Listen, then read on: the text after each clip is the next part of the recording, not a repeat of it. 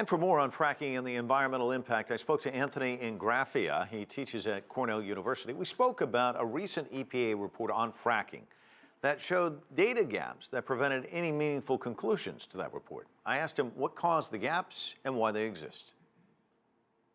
In my opinion, we have the data gaps because the oil and gas industry failed to fulfill its promise to the EPA and the American people to collaborate completely and transparently with the EPA in this long study.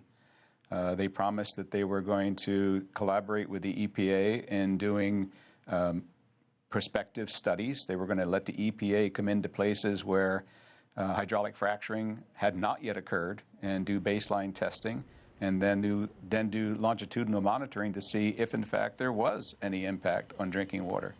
But that was a promise that was not fulfilled. The second reason is that since almost all regulation is done by the states, in many cases the states have fallen down in their regulatory responsibilities and not collected the data they should have collected. And in many cases the data that was collected was not made available to the EPA for various reasons. Where do we see this going internationally, would you say, over the next 5 years? There's been a lot of reporting on it here in the United States, but internationally, where do you see it going? Shale gas and shale oil are being developed extensively across, obviously in many places in the U.S., but also in Canada, also in Argentina, and also in China. Although most of the work so far in China has been exploratory, there are certainly lots of publications that point out the large potential shale resources in China. There have been attempts to develop shale resources in a couple of countries in Europe that have fallen flat.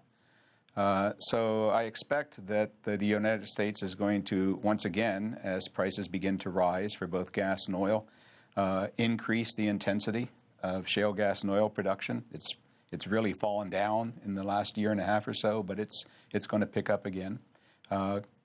Canada is going to continue going forward. Argentina is going to go forward. There are many attempts to get shale gas development, shale oil development going in other countries in South America. Let me ask you about the latest complication, I guess, for someone like yourself who has concerns about fracking, this election and the composition of the cabinet that will be working with the president-elect. Are you concerned at all? More than concerned, frightened. Worst nightmare for the environment in general, and for climate change and for energy policy. It's the devil's lineup from my point of view.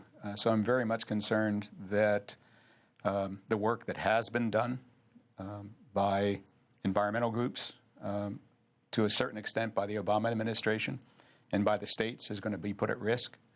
And going forward, it's pretty clear to me that the people of the United States can no longer rely on the federal government for protection when it comes to environmental issues, and especially when it comes to climate change issues. And we're going to have to rely going forward entirely on the states.